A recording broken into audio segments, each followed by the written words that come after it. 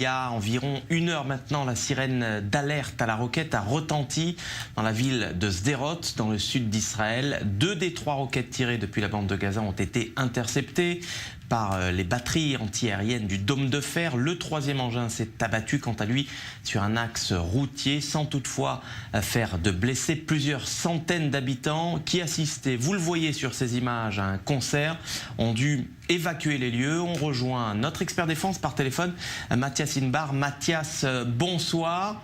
Le calme précaire semble être revenu sur le sud d'Israël. Oui, parce qu'effectivement, on s'attendait à ce qu'il y ait plusieurs semaines de calme, comme cela est le cas lorsque le Hamas obtient les billets verts des pétrodollars du Qatar, 10 millions de dollars délivrés vendredi.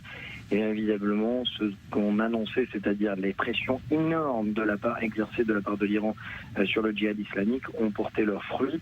On a raconté notamment la menace brandie par le djihad islamique, par l'Iran, selon laquelle le djihad islamique ne pourrait plus obtenir d'argent s'il ne tirait pas des roquettes contre Israël. Alors, pour l'instant, il est encore beaucoup trop tôt pour dire s'il s'agit du Hamas ou du djihad islamique. Ce qui est certain, c'est qu'il y a véritablement un acteur radical qui a voulu enrayer le calme relatif dans la bande de Gaza. C'est-à-dire, Mathias Invar, qu'il faut voir un lien entre la montée des tensions à la frontière israélo-libanaise, à la frontière israélo-syrienne. On pourrait même parler de ce raid mené plus tôt dans la soirée contre 2 véhicules des milices pro-iraniennes en Irak et l'incident sécuritaire de ce soir.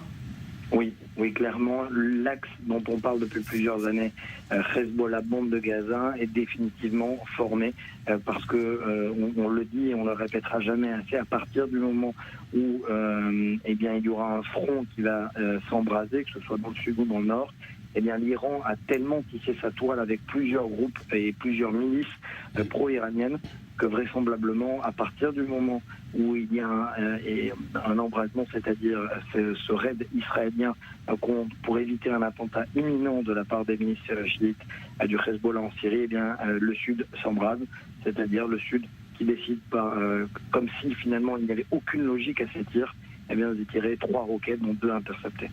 Plusieurs roquettes ont été tirées ces dernières semaines et à chaque fois, le Hamas nie être impliqué directement. Ça veut dire, Mathias Inbar, que le Hamas n'est plus maître de la situation dans l'enclave palestinienne ?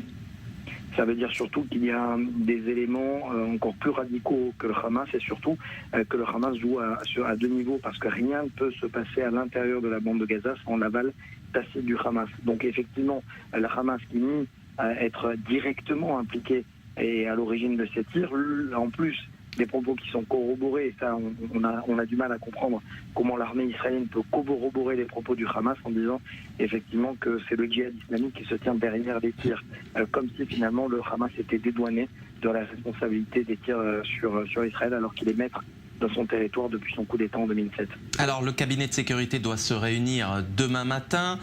Quelle peut être la riposte israélienne? Que peut faire l'armée israélienne qu'elle n'a pas déjà expérimenté ces dernières semaines? On voit bien que Israël ne souhaite pas un embrasement plus général, plus important, et qu'elle cible des cibles somme toute qui ne sont pas stratégiques. Alors effectivement, quand on parle de cibles stratégiques, c'est généralement des tunnels souterrains ou des centres de commandement marins, soit du Hamas, soit du djihad islamique. Vraisemblablement cette nuit, nous allons nous coucher et nous allons nous réveiller. Malheureusement, le plan est déjà connu, à savoir avec une série de représailles israéliennes contre des cibles qui font mal, c'est-à-dire des commandos marins ou des tunnels terroristes du Hamas ou du djihad islamique. Peut-être des roquettes qui seront tirées après les représailles, et d'autres représailles et ainsi de suite. En fait, bref, le scénario malheureusement trop connu ces derniers mois. Voilà, l'armée israélienne qui a donc fort à faire entre ces différents fronts au nord et puis au sud de l'État hébreu. Merci Mathias Inbar pour ces explications.